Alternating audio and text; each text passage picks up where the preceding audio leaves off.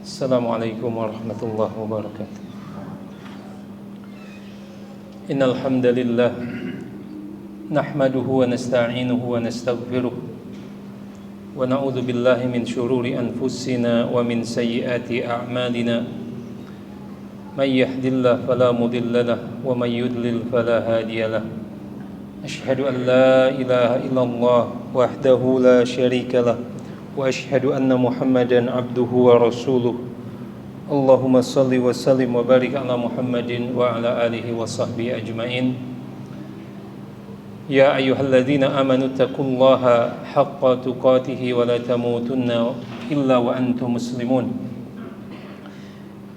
Ya ayyuhan nasu taqu rabbakumul ladzi khalaqakum min nafsin wahidah wa khalaqa minha zawjaha wa batha minhuma rijalan katsiran wa nisaa'a wattaqullaha alladzi tasaaluna bihi wal arham innallaha kana 'alaikum raqiba.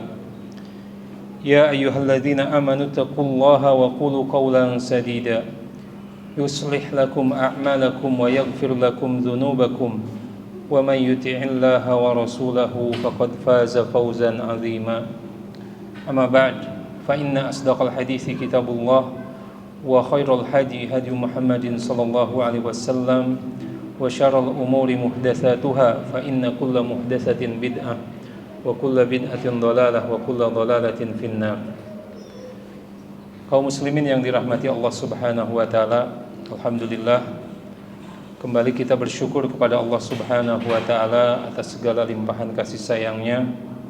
Dan salah satunya adalah majelis yang mulia ini, yang semoga Allah Subhanahu wa ta'ala memberikan keberkahan kepada kita di dalamnya.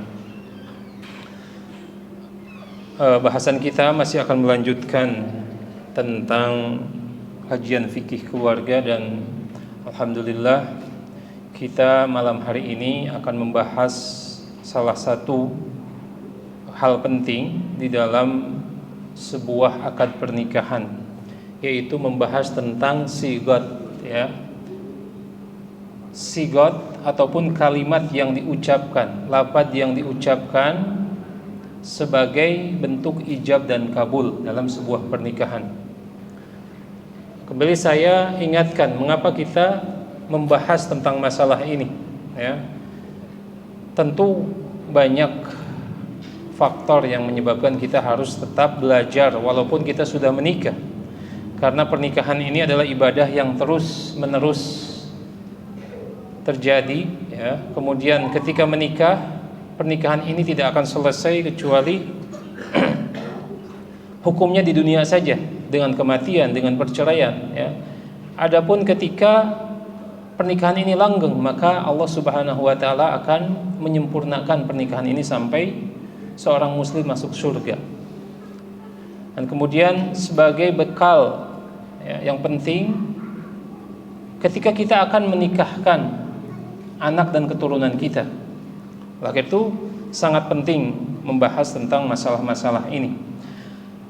Yang pertama yang akan saya sampaikan adalah tentang makna sigoh, yaitu lafaz, yaitu ijab dan qabul. Apa maksudnya?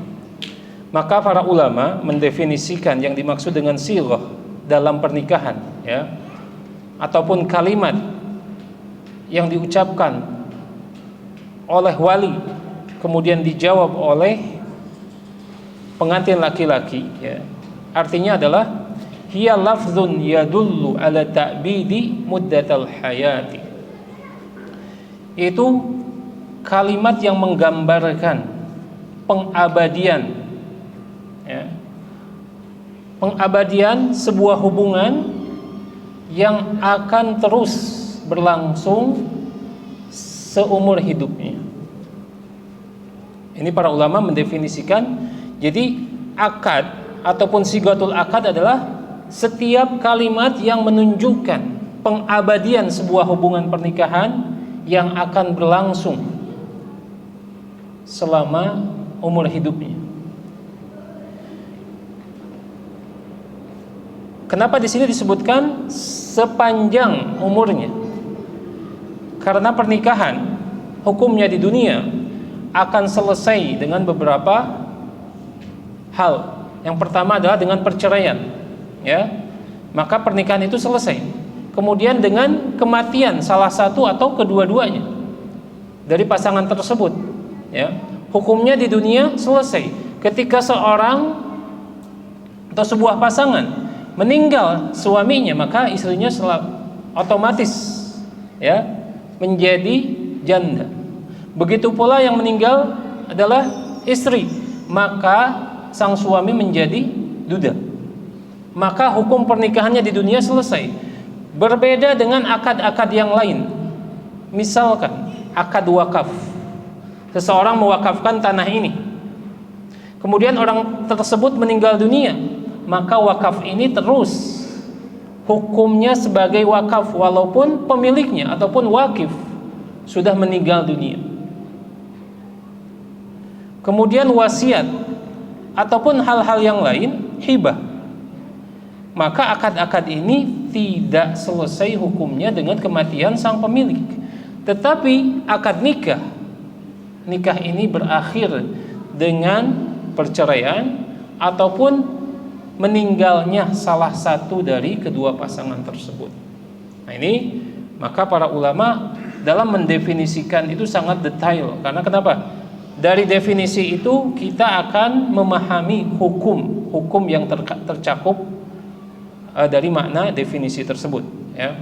Kemudian para ulama atau sebagian besar ulama menyebutkan sigoh akad nikah itu adalah ijab dan qabul, ya, yaitu dua lafaz, dua kalimat, ya, yang terucap dari orang-orang yang melakukan akad, yaitu dari wali dan dari pengantin laki-laki, ya. Ada yang menyebutkan, ya, sebagian besar fuqaha menyebutkan apa-apa yang diucapkan oleh wali adalah ijab, sedangkan yang diucapkan oleh pengantin laki-laki itu adalah qabul, ya. Dan ini pendapatan kebanyakan ulama, karena memang maknanya seperti itu, ya. Bukankah ketika menikah seseorang, saya nikahkan Anda dengan putri saya yang bernama Fulanah binti, terus selanjutnya kemudian dijawab oleh laki-laki atau sang suami, saya terima, qabul, ya. Qabul itu kan maknanya adalah menerima. Nah, ini kebanyakan pendapat para ulama, ya, dan ini adalah yang mendekati kebenaran, ya. Karena ada sebagian fuqaha menyebutkan kalimat yang pertama terucap itu adalah ijab, sedangkan jawabannya adalah qabul. Tapi yang lebih dekat ke makna adalah menyesuaikan, karena kalimat yang terucap dari wali adalah ijab, sedangkan yang diucapkan oleh sang suami adalah qabul. Kemudian yang menarik ataupun yang mesti kita pelajari, ma yasihu minal alfad fi nikah wa ma la yasihu. Jadi tidak setiap lafaz, tidak setiap kalimat, tidak setiap ungkapan itu sah ketika digunakan sebagai ungkapan ibarat di dalam sebuah pernikahan, ya. Maka para fuqaha bersepakat ala sihati nikah idza waqa'a bil lafdhi nikah wa tazwij. Jadi para fuqaha bersepakat ketika pernikahan itu menggunakan lafaz nikah, saya nikahkan, kemudian tazwij, saya kawinkan, maka tidak ada keraguan, maka pernikahannya adalah sah. Tetapi kadang-kadang, ya, di sebuah daerah, di suatu tempat, ya, ada yang mengungkapkan lafaz-lafaz ini dengan kalimat-kalimat khusus untuk mereka yang dipahami oleh mereka, ya. Maka ketika maknanya adalah pernikahan, sebagian besar ulama menyebutkan pernikahannya sah. Sigohnya bisa dipakai untuk pernikahan. Seperti apa? Kalau dalam bahasa Arab, malak tuka. Malak itu kan milik, ya, kepemilikan. Jadi milik itu bahasa Arab. Malak tuka, aku telah menjadikan, engkau memiliki fulana, malaktuka, aku telah menjadikan engkau pemilik dari putriku. Dalam bahasa Arab ini pun bermakna adalah saya nikahkan. Kemudian lafaz-lafaz yang lain seperti misalkan bi'tu, saya jual, ya. Apakah ini sah atau tidak, ya? Kemudian para ulama menyebutkan al-ibrah fil ma'na, ya, bahwa fokusnya dalam masalah ini, ya, esensinya adalah maknanya. Ketika mengucapkan sebuah lafaz dan maknanya adalah saya nikahkan, maka di situ pernikahan itu sah. Tetapi ketika kata-kata ini tidak lazim dan bermakna lain atau memiliki banyak kemungkinan, maka ini yang masih diperselisihkan oleh para ulama. Oleh karena itu lebih baik, ya, terutama nih milenial yang mau menikah, jangan membuat sesuatu yang baru, gitu ya, supaya pernikahannya viral, gitu ya. Atau kita pengen sesuatu yang baru, gitu ya, saya akan menggunakan lafaz ini, gitu ya. Justru harus kembali kepada istilah-istilah syar'i supaya apa? Supaya pernikahannya sah dan supaya pernikahannya diberkahi oleh Allah Subhanahu wa taala. Ya. Nah, di dalam masalah ini ayat-ayat Al-Qur'an yang menerangkan, ya, kata nikah dan zawaj, ya, salah satunya adalah dalam surat Al-Ahzab, yaitu ketika Rasulullah SAW diperintahkan Allah Subhanahu wa taala untuk menikahi Zainab bintu Jahsh, mantan istri dari Zaid bin Harisah, yaitu mantan anak angkatnya di zaman jahiliyah. Allah berfirman, "Falamma qada Zaidun minha", ya. Maka ketika Zaid itu selesai menceraikan Zainab, wa tara zawwajnakaha, maka kami menikahkan engkau wahai Rasulullah dengan mantan istrinya, yaitu dengan Zainab. Disebutkan zawaj itu adalah lafaz syar'i untuk menunjukkan sebuah pernikahan, ya. Kemudian di dalam sebuah hadis, ya, hadis saya sudah sampaikan dalam pertemuan sebelumnya, seorang wanita yang menghibahkan dirinya kepada Rasulullah SAW, tapi Rasulullah SAW tidak ingin menikahinya, maka Rasulullah SAW menikahkannya dengan, atau seorang sahabat ingin dinikahkan dengan wanita tersebut, yang akhirnya dinikahkan oleh Rasulullah SAW dengan apa-apa yang dihafalnya dari Al-Quran atau dengan keterampilannya membaca Al-Quran. Di sini lafaz hadisnya, idhab faqad malaktukaha bima ma'aka minal Quran, ya. Dan ini diriwayatkan oleh Imam Al-Bukhari. Maka pergilah, perginya artinya pergilah segera, karena sesungguhnya aku telah menjadikan dia, perempuan itu, milikmu, ya, dengan apa-apa yang kau miliki dari Al-Quran. Ini dalil yang sangat kuat bahwa kata malaktuka ini lafaz yang menunjukkan arti dari sebuah pernikahan. Oleh karena itu boleh digunakan. Nah, di kita dalam bahasa Indonesia mungkin kebanyakan, ya, karena pernikahan itu selalu dihadiri oleh petugas KUA, ya, yang mereka bisa berbahasa Indonesia dengan resmi. Kebanyakan pernikahan ini dengan menggunakan bahasa Indonesia yang resmi. Saya nikahkan, saya kawinkan. Ketika misalkan dirubah, saya jodohkan, jodoh ini masih mengandung beberapa kemungkinan, karena, ya, jodoh dalam makna secara umum ini bisa dipakai untuk selain manusia, hewan pun dijodohkan, ya, dan tidak melalui satu akad, gitu, ya. Atau saya pasangkan Anda dengan putri saya, tentu lafaz-lafaz ini harus dihindari, karena kenapa? Memiliki banyak tafsir, multi tafsir nanti, ya. Nah, sedangkan pernikahan ini harus jelas. Kemudian setelah itu, ya, kita akan membahas tentang masalah apakah ya, pernikahan ini bisa sah ya, dengan apa?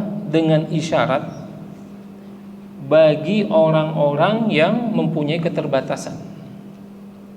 Katakanlah tunawicara, ya. Bukankah tidak bisa melafadzkan lafaz-lafaz secara jelas? Maka para ulama menyebutkan ketika seseorang memang tidak mempunyai kemampuan ya, untuk mengucapkan lafaz-lafaz tersebut, maka sah dengan isyarat. Yang kedua, dengan alkitabah, dengan tulisan. Ketika apa? Ketika mempunyai keterbatasan. Tetapi ketika ada orang yang normal, dia bisa berbicara dengan fasih, dengan jelas, kemudian malah mengambil opsi untuk menulis dan berisyarat, maka ini tidak dinilai sebagai sebuah akad yang sah. Jadi penting dalam masalah ini ya. Kemudian apakah hal-hal ya tadi, hal-hal yang di luar kalimat nikah, saya nikahkan, saya kawinkan, saya jodohkan gitu ya.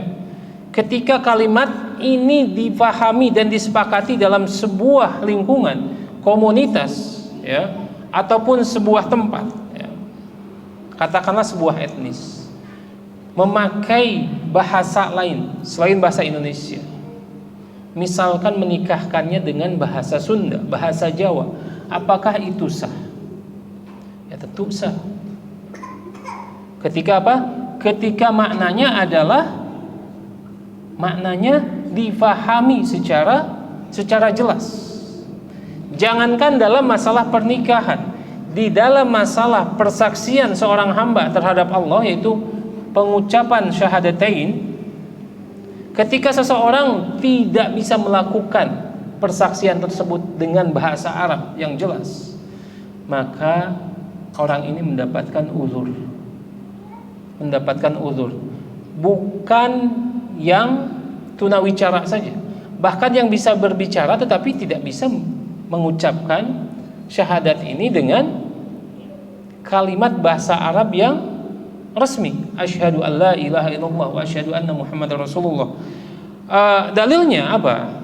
Dalilnya sebuah hadis dari Sahih Bukhari, dan hadis ini diriwayatkan Imam Bukhari saja, tidak diriwayatkan oleh Imam Muslim ya. Tentang siapa? Tentang Khalid bin Walid yang satu saat diutus oleh Rasulullah SAW untuk memerangi sebuah kaum, dan kaum ini di Jazirah Arab, tetapi tidak mengetahui ataupun tidak mengerti ataupun tidak berbicara dengan bahasa Arab yang resmi, bahasa Arab fusha. Jadi ini hubungannya bahasa Arab juga ada logat-logatnya, lahajat itu adalah dialek dari satu Arab ke Arab yang lainnya, mungkin berbeda, dan bisa jadi satu kabilah, satu komunitas, satu suku di Arab tidak mengetahui bahasa suku lainnya. Seperti kita, bahasa Melayu, orang Singapura berbicara Melayu, kita paham walaupun logatnya berbeda. Orang Malaysia berbicara Melayu ya. Kalau mungkin tayangan film kartun tuh anak-anak jadi paham ya. Kok jadi paham bahasa Malaysia ya? Ternyata tontonannya kartun Malaysia ya. Nah, ini adalah dialek orang Indonesia.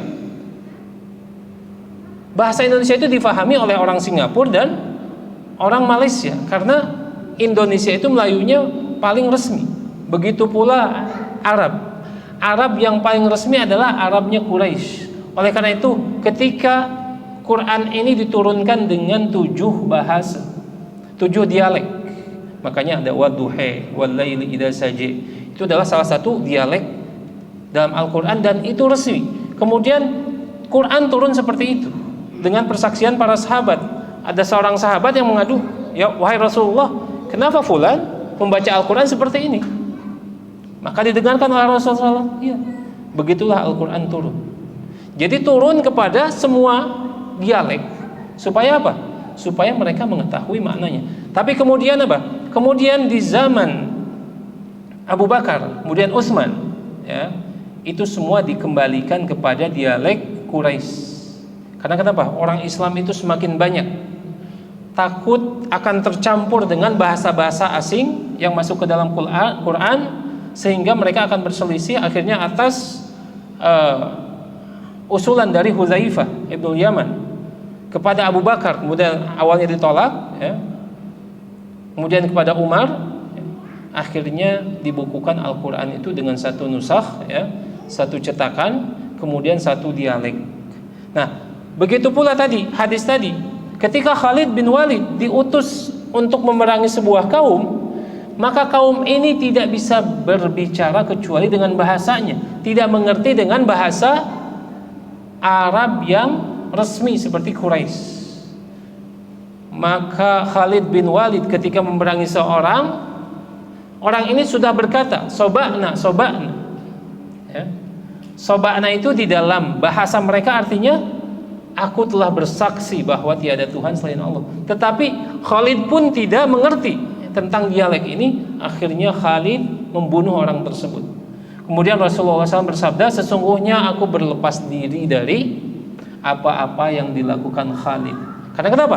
Orang ini tidak berhak dibunuh karena sudah mengucapkan soba'na, artinya la ilaha illallah.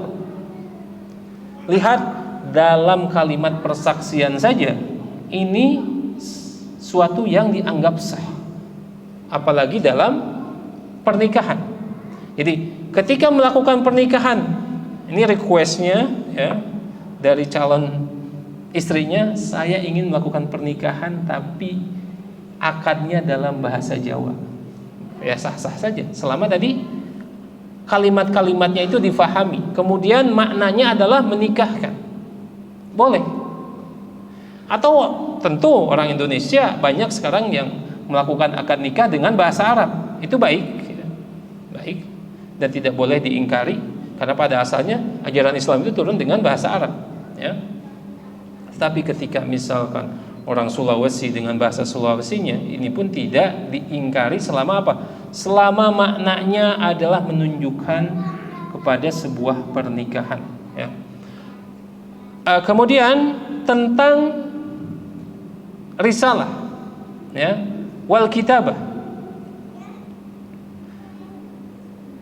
Para ulama menyebutkan, ya, al aslu fi sihhatil aqdi bil wakalah wa risalah. Jadi pernikahan kadang-kadang bisa diwakilkan atau dengan mengutus seorang utusan, ya.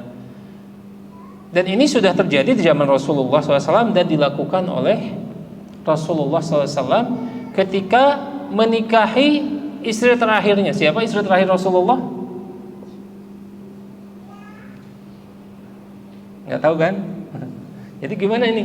Kita mengaku pencinta Rasulullah SAW, tapi ternyata kita masih jauh dari cinta kita kepada Rasul. Jadi istri terakhir itu adalah Maimunah, ya, Maimunah. Kemudian laqad waradat iddatun nusus syar'iyyah taj'alu ibaratul wakil fin nikah misla ibaratil muwakkil fin qadi an-nikah. Jadi kedudukan wakil itu sama, ya, seperti muwakil yang mewakilkan di dalam pernikahan. Ketika ada hal-hal yang tidak memungkinkan hadir, tetapi misalkan tiba-tiba, ya, tiba-tiba sang wali ini pas hari H sakit, apalagi zaman Covid gitu. Tiba-tiba aduh positif gitu, ya. Oh nggak boleh gitu, ya. Nggak boleh masuk ke dalam kerumunan. Akhirnya apa? Diwakilkan kepada orang yang ia percaya. Tolong nikahkan anak saya. Baik kepada petugas KUA ataupun kepada orang yang dia percayai, ya. Nah, contohnya, ya, contohnya ketika pernikahan Rasulullah SAW kepada Ummu Salamah, bahwa Rasulullah SAW ataupun Ummu Salamah berkata kepada Umar, wahai Umar, nikahkan Rasulullah SAW. Jadi Jadi ini sebenarnya pernikahan Ummu Salamah dengan Rasulullah SAW itu memerlukan pembahasan yang luas, karena para ulama berbeda pendapat tentang kewalian Umar bin Abi Salamah yang saat itu masih kecil, ya. Dan ini termasuk salah satu kekhususan bagi Rasulullah SAW.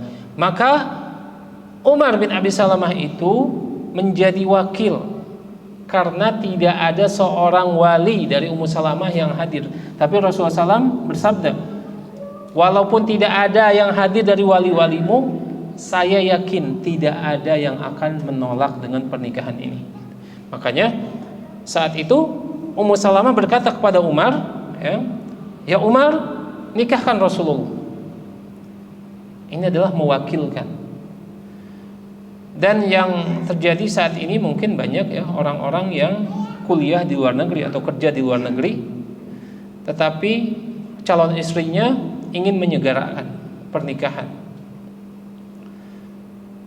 Ini bisa menggunakan wakil, ya, wakil. Saya sendiri pernah menikahkan seseorang di Masjidil Haram. Jadi ada sebuah rombongan, ya. Kemudian ternyata putrinya itu tertarik dengan mutawif yang membantu kami, gitu ya. Akhirnya itu di akhir-akhir kepulangannya saya tegaskan, ini mau jadi nikah atau tidak? Kalau mau bismillah, kalau enggak akhirnya jam 11 malam ditelepon sama orang tua dari perempuannya karena walinya tidak hadir, tapi datang omnya dari pihak perempuan. Konsultasi ya sudah diwakilkan kepada omnya yang dari ibunya. Jadi omnya ini mewakili wali yang sah. Walinya yang sah itu adalah kakaknya laki-laki, karena tidak bisa datang ke Mekah Al-Mukarramah. Akhirnya esok hari setelah sholat subuh kita berkumpul di Masjidil Haram, di atas ya, di Kubah 3 itu berkumpul diam-diam. Ya, saya nikahkan dengan hadirnya wakil, kemudian 2 saksi. Alhamdulillah bisa dilaksanakan akad dengan sah, ya. Nah, ini adalah salah satu kemudahan Islam, ya. Jadi jangan sampai karena ketidaktahuan akhirnya nikah diam-diam. Banyak orang yang menikah tidak dilengkapi dengan 2 saksi, tidak dilengkapi dengan 2 wali, walaupun mereka itu sadar bahwa itu adalah suatu yang kurang, tapi terpaksa apa? Terbujuk rayuan setan. Di sisi lain dia takut zina, tapi kalau ngaku misalkan ada hal-hal yang akan menghambat, akhirnya mereka menikahkan diri mereka masing-masing atas nama Allah Subhanahu wa taala. Ini adalah suatu yang dilarang dalam syariat Islam, ya. Kemudian adapun mengutus seseorang, maka ini pun dilakukan oleh Rasulullah sallallahu alaihi wasallam, bahwa dalam Sunan At-Tirmizi, ya, dari Abu Rafi maula Rasulullah SAW. Abu Rafi ini maula Rasulullah. Maula itu adalah bekas budaknya Rasulullah SAW. Berarti Rasulullah SAW membebaskan budak ini, ya. Bahwa beliau berkata, tazawwaja Rasulullah sallallahu alaihi wasallam Maimunata wa huwa halal. Ini hadis diriwayatkan ketika Haji Wada. Haji Wada itu tahun ke-9, ya, Hijriah. Di akhir-akhir masa hidup Rasulullah SAW, Rasulullah SAW setelah melesaikan hajinya menikahi Maimunah, tetapi tidak hadir langsung, tapi mengutus siapa? Abu Rafi, mantan budaknya. Kata beliau, Rasulullah SAW menikahi Maimunah dalam keadaan halal setelah melakukan ihram, setelah selesai melakukan ihramnya. Wa bana biha wa huwa halal. Kemudian menamui ataupun berkumpul bersama Maimunah dalam keadaan halal. Wa kuntu ana rasulu fima bainahuma. Dan aku adalah yang menjadi utusan di antara keduanya. Jadi bisa jadi seperti ini. Seseorang mengutus temannya untuk menikahkan. Kalau kita kan macomblang, ya, macomblang. Tapi ini lebih artinya lebih spesifik dalam pernikahan, ya, untuk pernikahan, bukan untuk pacaran. Di sini sebutkan Abu Rafi menyebutkan saya adalah utusan di antara keduanya, karena saat itu kondisinya sedang melaksanakan haji, maka Rasulullah SAW mengutus Abu Rafi untuk menemui Maimunah, menyampaikan maksudnya bahwa dia menikahi Maimunah. Nah, ini yang disampaikan penulis di dalam kitab ini. Jadi pernikahan itu sebenarnya diatur, didesain sedemikian rupa agar pelaksanaannya fleksibel.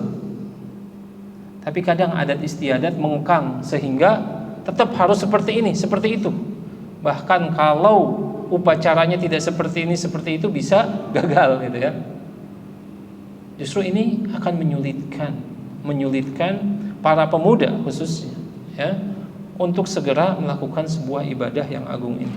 Padahal Allah dan Rasulnya sudah mempermudah jalan bagi para hambanya untuk menikah dengan sederhana. Kemudian masalah yang lain, ya, bahwa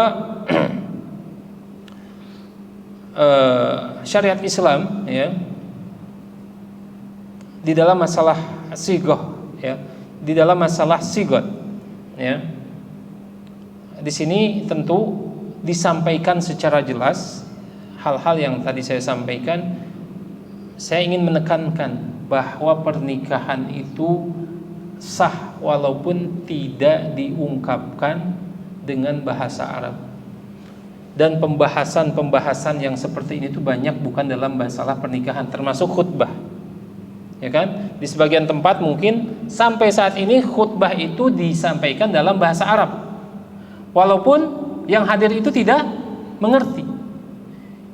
Ini mungkin mereka yang terpengaruh dengan sebuah pemikiran atau madhab zahiri, ya. Zahiri, salah satunya madhab zahiri itu melakukan segala sesuatu berdasarkan zahir hadis, ya. Kalau tidak ada dalil misalkan dalam Al-Quran yang menyebutkan secara jelas, maka dia tidak akan menentukan hukum tersebut. Tetapi ketika ada perintah yang tegas sifatnya dalam Al-Quran, mereka akan menyebutkan bahwa hal tersebut adalah wajib. Dalilnya apa? Bahwa Allah memerintahkan secara langsung. Memang tegas dalam masalahnya, tetapi Islam itu agama yang luas, ya, kaidah-kaidahnya banyak. Tidak setiap perintah itu bermakna wajib. Seperti apa? Perintah dalam Al-Quran tentang masalah wanita haid, Fa'idha tatahharna fa'tuhunna min haitsu amarakumullah, ya. Ini artinya apa? Jika istri-istri kalian itu telah suci, maka datangilah mereka, artinya setubuhilah mereka dari jalan mana saja yang engkau kehendaki. Maka menurut madhab al-zahiri, ya, mempergauli istri yang baru suci dari haid itu adalah wajib. Kalau wajib gimana nih? Ditinggalkan apa? Dosa dong, ya. Tapi para ulama, ya, menyebutkan al-amru ba'da, atau perintah yang sebelumnya dilarang, maka itu menunjukkan mubah, ya. Fa idza halaltum fastadu, ya.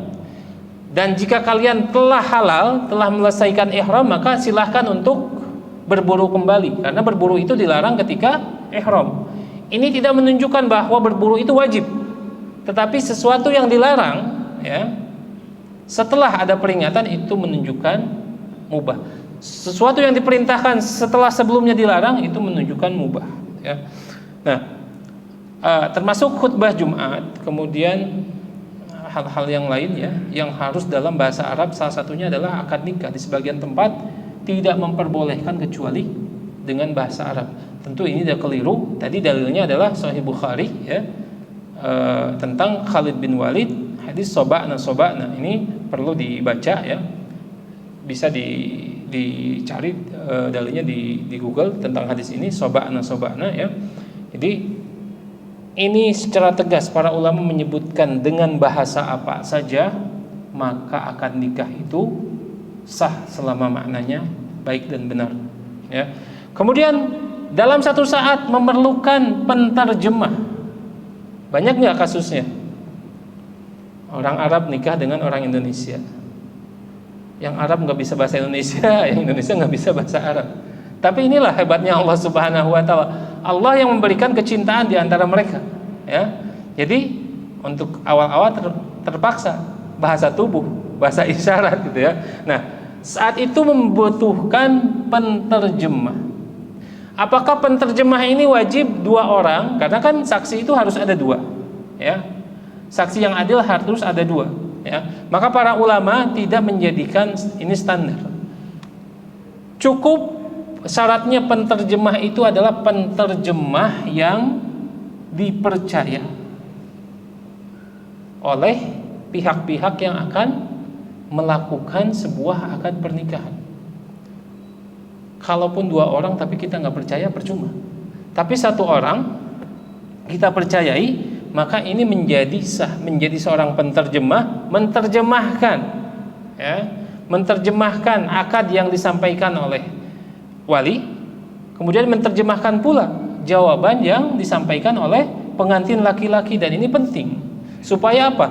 Supaya nanti saksi pun akan menyebutkan sah. Karena kenapa? Mengerti dengan terjemahan tersebut. Jadi penterjemah cukup 1 orang saja, standarnya adalah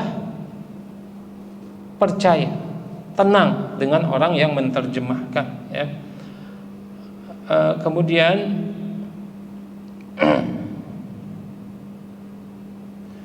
tentang masalah main-main di dalam pernikahan.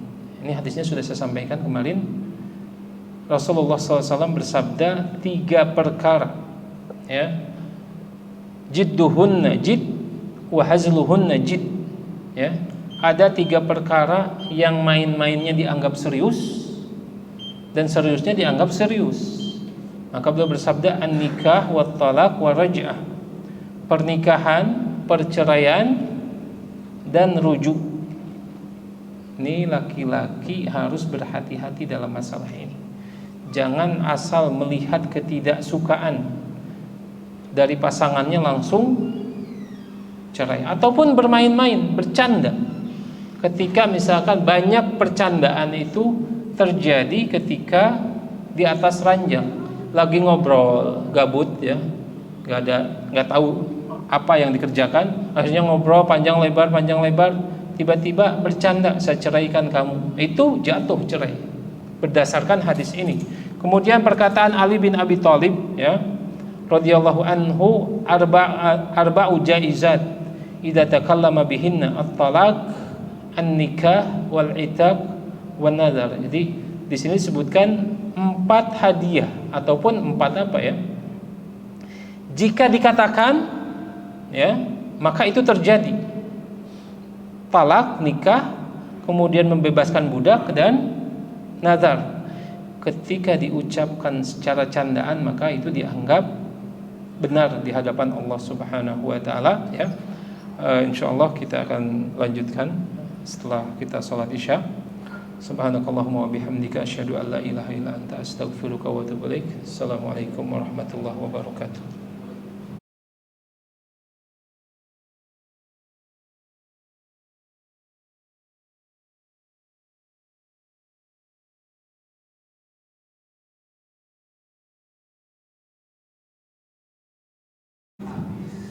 Kita akhirkan sholat sunnahnya, masih mengenai sigah akad, ya. Di sini penulis menyebutkan beberapa hal yang lain yang sangat penting, ya. Dan ini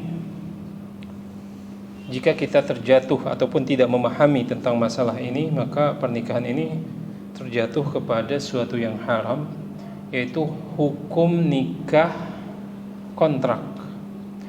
Jadi nikah ada batas waktunya, ada expire-nya, ya.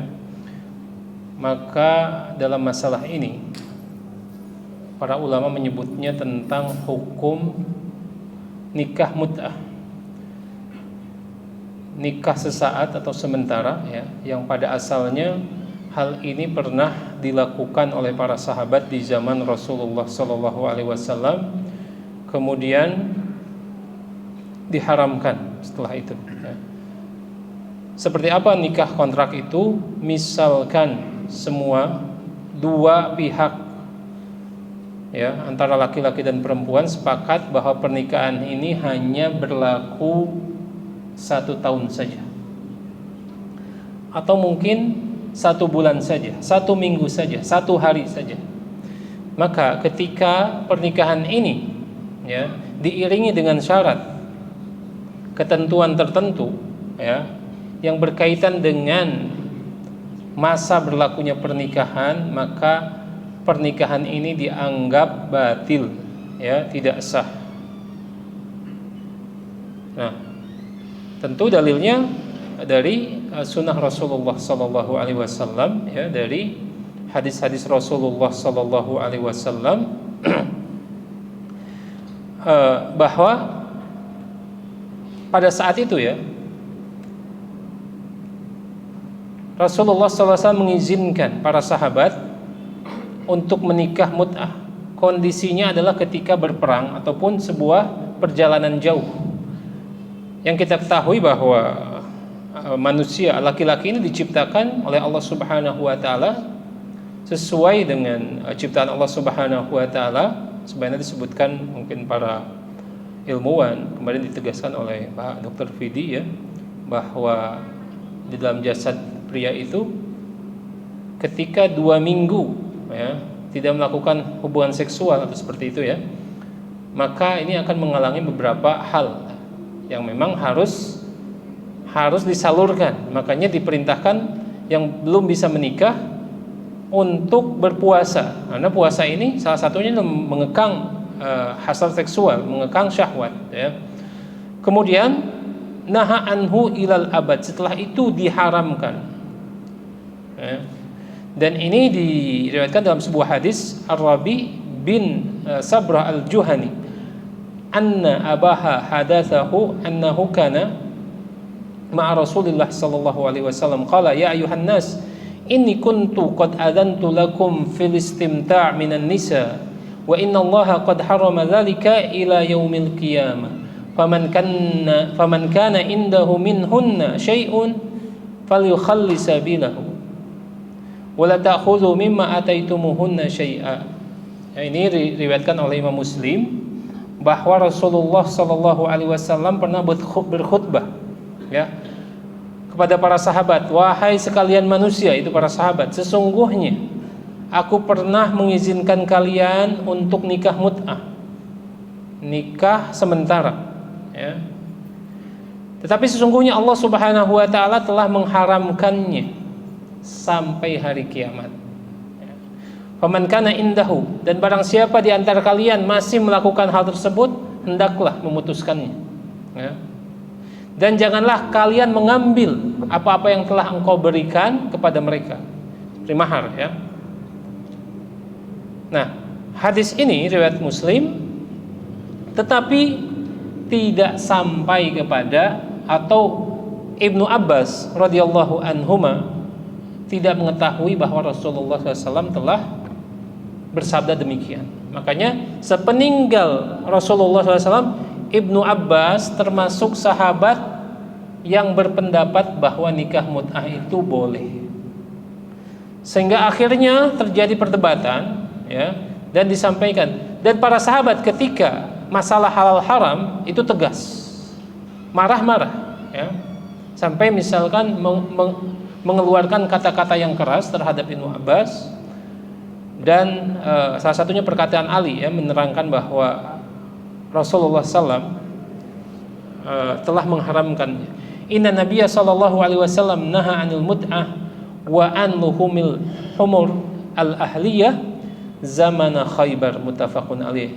Diriwayatkan Imam Bukhari dan Muslim, ya, dari Ali bin Abi Thalib ketika perdebatan itu, bahwa Ali berkata kepada Ibnu Abbas, sesungguhnya Rasulullah SAW telah mengharamkan nikah mut'ah dan mengharamkan daging keledai, ya, pada zaman Khaybar, pada peperangan Khaybar. Maka setelah itu Ibnu Abbas rujuk kepada pendapat yang benar.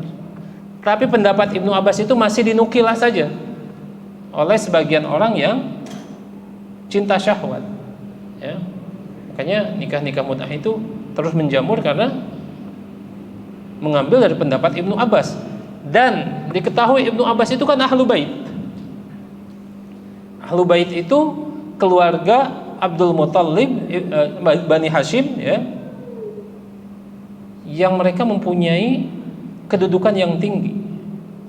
Ya, kalau para habaib berbicara tentang ahlu bait itu, ya memang ketika nasab-nasab mereka nyambung kepada Rasulullah SAW, termasuk keluarga ahlu bait, ya kita berhak memuliakan mereka. Terlebih para habaib ini tegar di atas sunnah, ya, kita berhak menghormati mereka karena Rasulullah SAW mewanti-wanti, mewasiatkan agar kita itu menjaga ahlu bait, ya.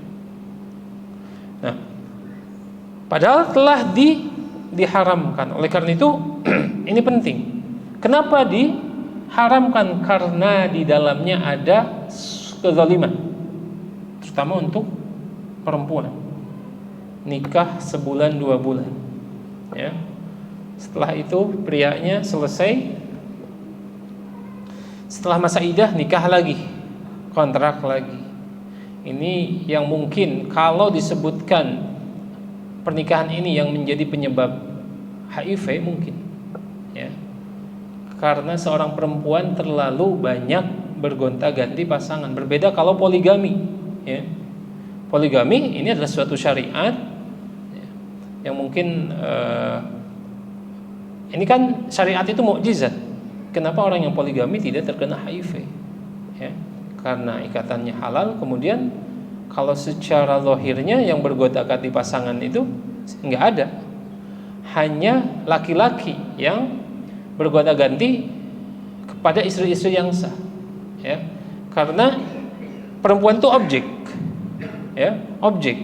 Ketika yang menjadi objek itu satu, sedangkan pelakunya banyak, ini yang menjadikan ketidakseimbangan, ya.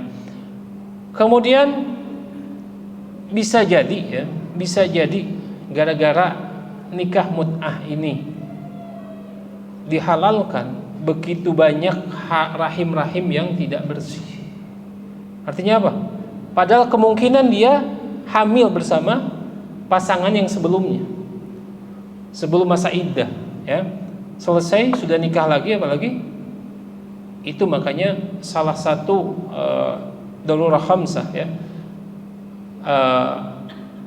5 prinsip dalam Islam itu adalah menjaga nasab supaya tidak tercampur. Orang-orang di barat saat ini, ya, saya sudah sampaikan atau belum, ya, dijadikan sebuah tontonan dalam televisi untuk tes DNA, apakah membuktikan bahwa anaknya itu anak dari suaminya atau tidak. Dan ini dipertontonkan. Dan kebanyakan pernikahan dalam acara tersebut, ya, mungkin 50% lebih menunjukkan bahwa ternyata anaknya itu bukan anak biologis ayahnya. Jadi nasabnya tidak bersambung, tidak bermanfaat nasab saat itu. Nah, ketika ada kezaliman, maka pasti Allah Subhanahu wa taala akan mengharamkan hal tersebut. Sebagaimana khamr, naf'uhu, ya, manfaatnya ada, tetapi apa? Wa ismuhuma akbar min naf'ihima. Kata Allah Subhanahu wa taala, dosanya, mudaratnya lebih banyak daripada manfaatnya.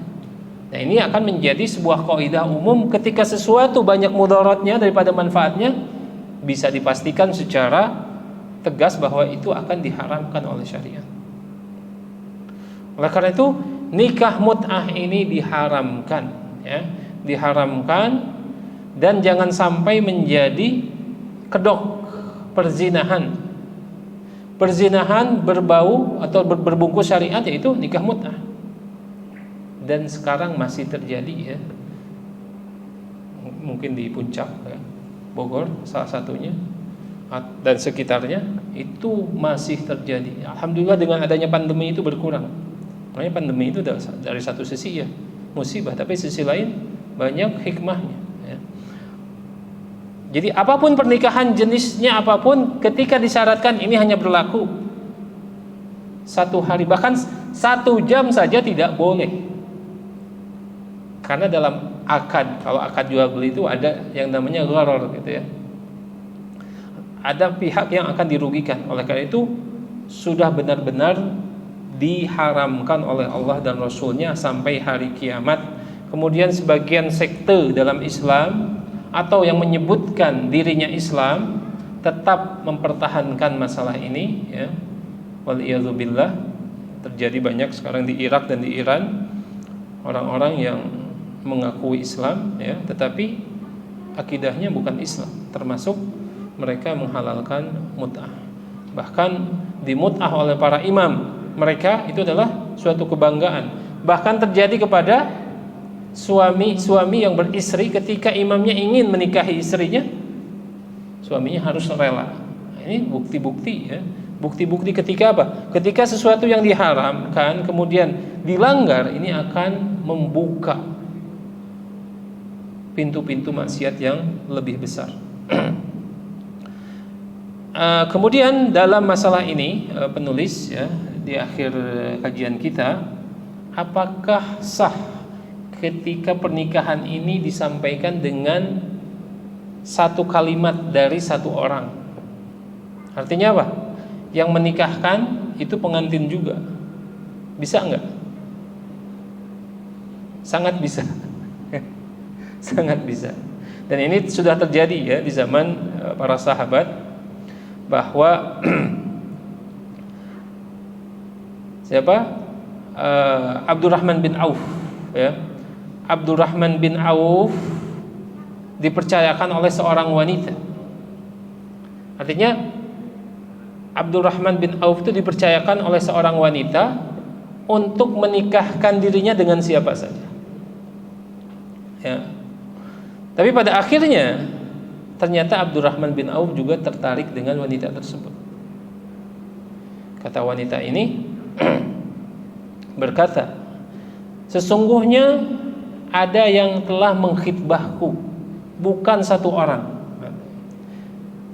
Jadi ada beberapa pilihan ya, laki-laki yang datang kepada wanita tersebut, kemudian dikatakan kepada Abdurrahman bin Auf, wahai Abdurrahman bin Auf, pilih mana saja yang menurutmu cocok untukku.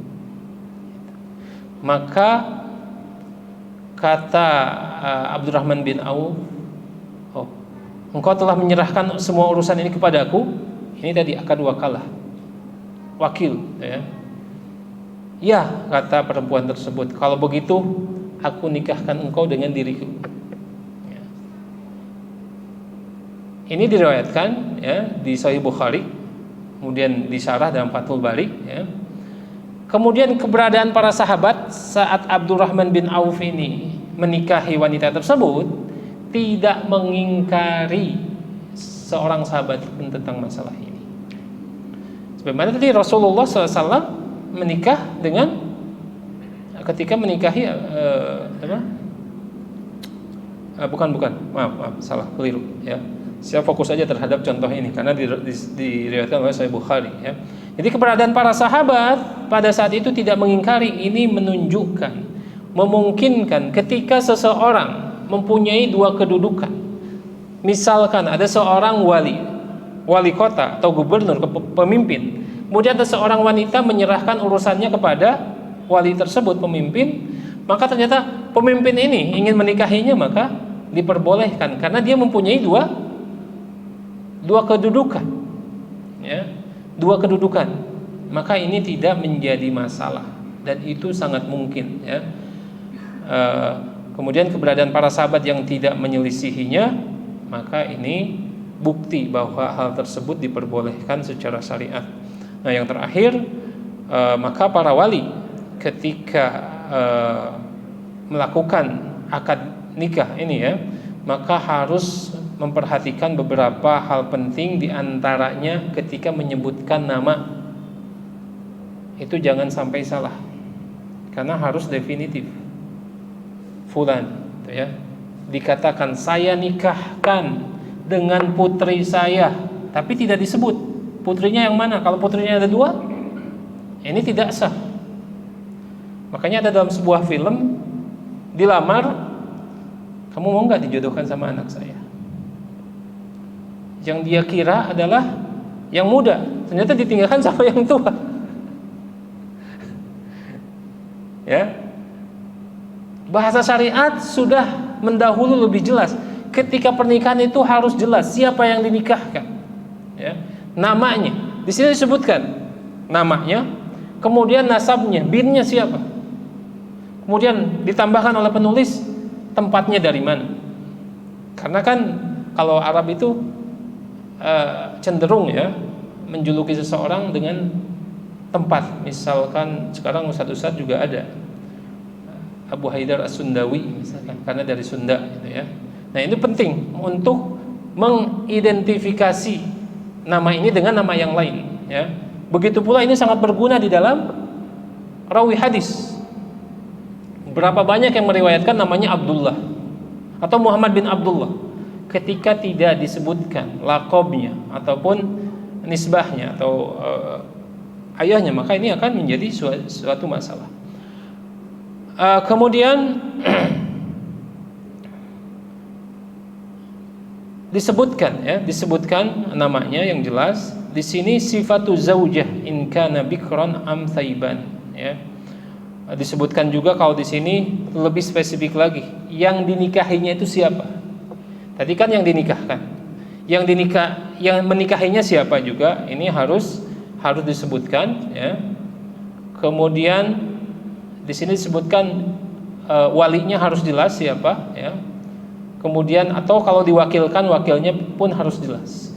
Kemudian mu'alif di sini menyebutkan bahwa harus menyebutkan apakah maharnya.